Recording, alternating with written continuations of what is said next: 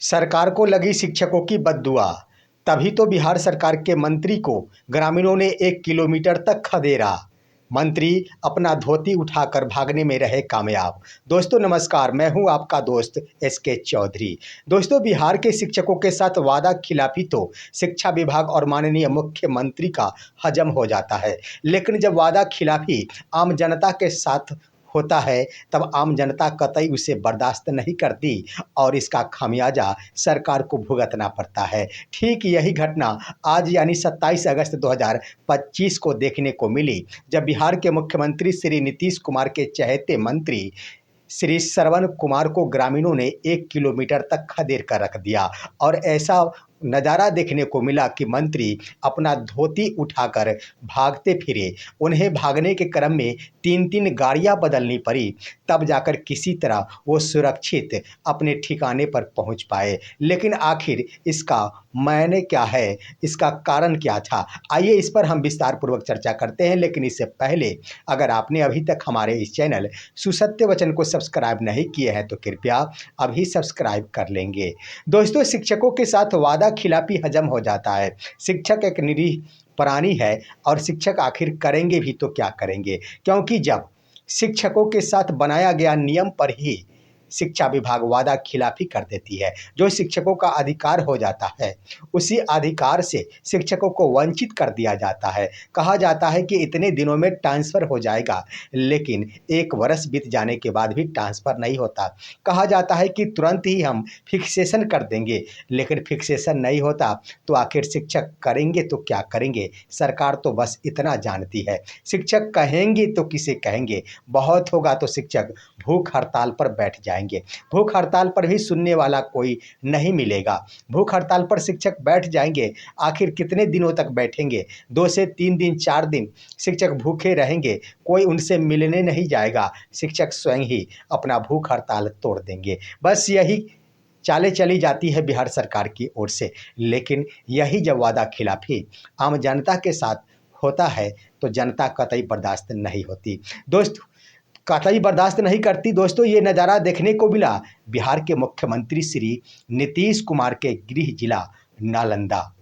उसी जिले में नीतीश कुमार के ही करीबी मंत्री श्रवण कुमार, जो ग्रामीण विकास कार्य मंत्री है, ग्रामीण विकास विभाग के मंत्री है श्रवण कुमार, उन्हें तो दौरा दौरा कर ग्रामीणों ने 1 किलोमीटर दूर तक गांव से दूर भगाया। उसके बाद इतना ही नहीं हुआ, जब वो अपनी गाड़ी पर जाने वाले थे उससे पहले ग्रामीणों ने घेर लिया। 3-3 गाड़ी बदलनी पड़ी मंत्री श्रवण कुमार को। दोस्तों, आखिर इसके पीछे का कारण क्या है, मैं आपको सबसे पहले बता देना चाहूँगा कि यहाँ पर ग्रामीण विकास कार्य मंत्री थे, वो थे श्रवण कुमार, और उनके साथ विधायक जो नालंदा जिले के ही हिलसा विधानसभा के विधायक थे कृष्ण मुरारी उर्फ प्रेम कुमार।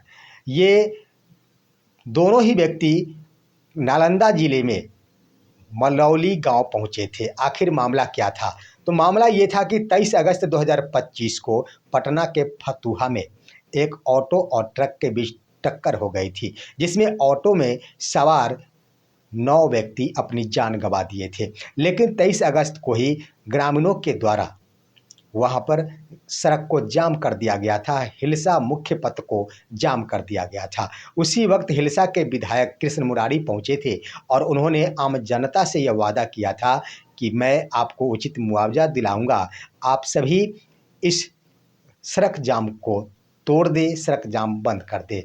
जिस बातों को सुनकर ही और विधायक कृष्ण मुरारी की बातों पर विश्वास कर आम जनता ने सड़क जाम को हटा लिया था और वहाँ से लाशें भी हटा ली गई थी।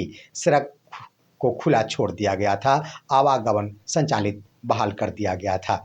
लेकिन वादा निभाने के लिए वही हिलसा विधायक कृष्ण मुरारी पहुँचे थे आज रमौली गांव नालंदा जिले, जहां उन्होंने अपने साथ में बिहार सरकार के मंत्री श्रवण कुमार को भी साथ में लेकर गए थे। सबसे पहले वहां पर पहुंचने के बाद लोगों से मुलाकातें हुई और वहां कुछ ग्रामीण जनता थी। वो ग्रामीण जनता जिन जिन परिवार के लोगों की मौतें हुई थी, उन परिवारों से मुलाकात कराने ले गए मंत्री और विधायक को। सारे लोगों से मिलने के बाद उसके बाद मंत्री का कहना हुआ कि अब मुझे जाना है और क्योंकि मुझे अगले कार्यक्रम में भी जाना है। लेकिन ग्रामीणों की यह आशा थी कि विधायक के द्वारा कहा गया था कि उचित मुआवजा दिला दिया जाएगा, जिसका नतीजा हुआ कि ग्रामीणों का यह मानना था और विश्वास हो गया था कि आज ही उचित मुआवजा का रास्ता निकल जाएगा, कोई उचित कदम उठा लिया जाएगा। परंतु माननीय मंत्री और विधायक दोनों ही जनता से कहते हुए निकलने की कोशिश किए कि अब मुझे दूसरे कार्यक्रम में जाना है, मैं चलता हूँ। लेकिन ज्यों ही वो रास्ते पर अपना कदम बढ़ाए, सबसे पहले जिस परिवार के लोगों की मौतें हुई थी, उस परिवार के लोग अपने घर से लाठी डंडे लेकर बाहर निकल गए। धक्का मुक्की प्रारंभ हो गई और धक्का मुक्की प्रारंभ के बाद सैकड़ों की संख्या में ग्रामीण आ पहुंचे। ग्रामीण यहाँ आने के बाद देखा गया, विधायक और मंत्री को लगा कि शायद ऐसा ना हो कि हम पर अटैक हो जाए, जिसके कारण मंत्री महोदय भागना शुरू कर दिए। पीछे पीछे आम जनता दौड़ रही थी और ये मंत्री श्रवण कुमार महोदय अपने धोती उठाकर आगे की तरफ भाग रहे थे, जिसके क्रम में यही हुआ कि लगभग 700 मीटर दौड़ने के बाद एक बार फिर से उन्हें गाड़ी मिली। वही गाड़ी जिस गाड़ी से होकर काफिला पहुंची थी उस गांव में एक गाड़ी मिली। किसी तरह उस गाड़ी में बैठ गए मंत्री श्रवण कुमार और विधायक कृष्ण मुरारी। लेकिन ज्यों ही उस गाड़ी में बैठे, आगे लगभग 10 ग्रामीणों की संख्या खड़ी हो गई और पीछे से 20 से 25 की संख्या में ग्रामीण भी खड़े हो गए और लगातार ही लाठियां बरसाना शुरू कर दिए मंत्री के उस गाड़ी पर, जिसे देखकर सुरक्षा गार्ड ने तुरंत ही मंत्री और विधायक को उस गाड़ी से निकाला और दौड़ाना शुरू कर दिया। एक बार फिर से मंत्री और विधायक दोनों ही दौड़ना प्रारंभ कर दिए और आगे की तरफ भागे। पीछे पीछे आम जनता लाठी और डंडे लेकर दौड़ रही थी। कुछ दूर जाने के बाद लगभग 100 मीटर 150 मीटर दौड़ने के बाद वहां पर पता चला कि एक और गाड़ी काफिला की खड़ी है। अपनी गाड़ी नहीं थी, काफिला की ही गाड़ी थी, परंतु गार्ड ने उस गाड़ी का गेट खोला और तुरंत ही मंत्री और विधायक को उस गाड़ी में प्रवेश करा दिया। लेकिन आधम की ग्रामीण जनता और यहाँ पर भी लाठे डंडे बरसाना शुरू कर दी उस गाड़ी के ऊपर, शीशे फोड़ दी गई। तब सुरक्षा गार्ड बचाने की कोशिश करने लगे। सुरक्षा गार्ड को यह लगा कि शायद अब इन पर हमला हो जाएगा। बचाने की कोशिश में सुरक्षा गार्ड गंभीर रूप से जख्मी भी हो गए, उनके ऊपर लाठियां बरसने शुरू हो गए। लेकिन इसी बीच दूसरे गार्ड के द्वारा उन्हें तुरंत ही निकाला गया और फिर से दौड़ाना प्रारंभ कर दिया गया। यहाँ पर एक बार फिर से आम जनता पीछे पीछे दौड़ती नजर आई और विधायक और मंत्री भी जोरदार तरीकों से छलांग लगाते हुए भागते नजर आए।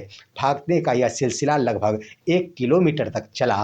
अंत में यह काफिला का एक और गाड़ी देखने के बाद वहां पर गार्डों के द्वारा भारी संख्या में सबसे पहले घेरा गया मंत्री और विधायक को और गाड़ी को। इसके बाद उसमें प्रवेश करा दिया गया और किसी तरह वहां पर कामयाब हो गए। गाड़ी स्पीड चलाकर ड्राइवर भाग निकला और इस तरह से मंत्री और विधायक भागने में सफल हो गए। परंतु आम जनता थमने का नाम नहीं ले रही थी। पीछे पीछे आम जनता दौड़ रही थी कि शायद मिल जाए। लेकिन जब यह आम जनता को लग गया कि अब गाड़ी हमारी पकड़ से दूर हो जाएगी, तो ईंट डंडे ईंट पत्थर भी बरसाना शुरू कर दी आम जनता, जिसका नतीजा हुआ कि तीसरे गाड़ी पर भी काफ़ी संख्या में पत्थर बरसाए गए।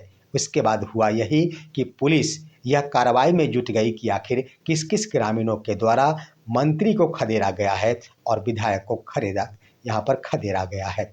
तो ये थी आज का सिलसिला और इसका मुख्य कारण ये था दोस्तों कि वादा खिलाफी, जहां पर विधायक के स्तर से कहा गया था कि 23 अगस्त को आप सभी सड़क जाम को छोड़ दे, मैं आपको उचित मुआवजा दिलाऊंगा। आम जनता ये समझ गई थी कि उचित मुआवजा आज ही मिल जाएंगे, जिसके कारण मंत्री महोदय का आगमन हुआ है। लेकिन मंत्री महोदय यहाँ पर आखिर करने गए थे तो क्या करने गए थे, शायद आपके ही नज़र में यही लगता होगा। और जो नेताओं और मंत्रियों का सिलसिला होता है कि वहाँ जाकर तस्वीरें खिंचा लेना और वहाँ जाकर वहाँ पर थोड़ी सी चिंता जता देना, दुख को वहाँ पर रख देना परोसकर कि हमें भी दुख है इस बात की। लेकिन आखिर उन्हें क्या सहायता की आवश्यकता है, वो सहायता आखिर पीड़ित परिवार को कब मिलेगा, इस पर नज़र सरकार, मंत्री या फिर नेताओं की नहीं जाती है। इसी का होते परिणाम रहता हुआ है, जब होते रहता है कई होते रहता है, ये सब हम लोग झेलते रहते हैं। ये बिहार है, तरह तरह के लोग हैं, तरह तरह की भावना है, तरह तरह की बातें हैं।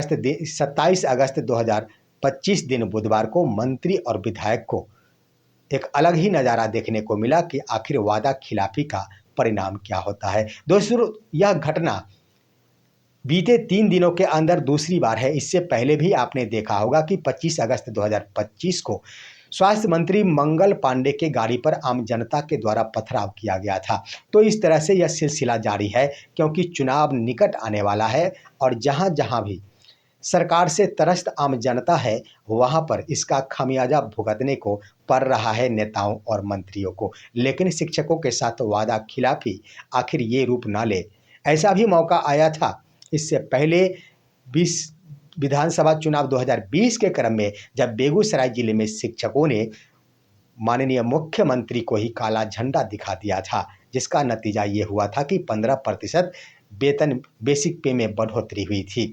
लेकिन इस बार भी शिक्षक त्रस्त है, शिक्षक भूख हड़ताल पर बैठे हैं। अगर शिक्षकों की मांगे पूरी नहीं हो जाती, चाहे विशेष शिक्षकों की सेवा निरंतरता हो और दूसरी बात कि बेसिक पे में एक सम्मानजनक बढ़ोतरी हो, साथ ही साथ ट्रांसफ़र का भी मुद्दा है। लेकिन यह तो अब स्पष्ट होने लगा है कि आचार संहिता का भेंट चढ़ने वाला है शिक्षकों का यह ट्रांसफ़र। लेकिन अगर शिक्षकों के बेसिक पे में एक सम्मानजनक बढ़ोतरी हो जाती है, विशेष शिक्षकों को सेवा निरंतरता और पे प्रोटेक्शन का लाभ दे दिया जाता है, तो संभवतः शिक्षकों का समस्या का समाधान यहाँ पर सुलह होते नजर आएगा। दोस्तों, ये थी आज की खबर।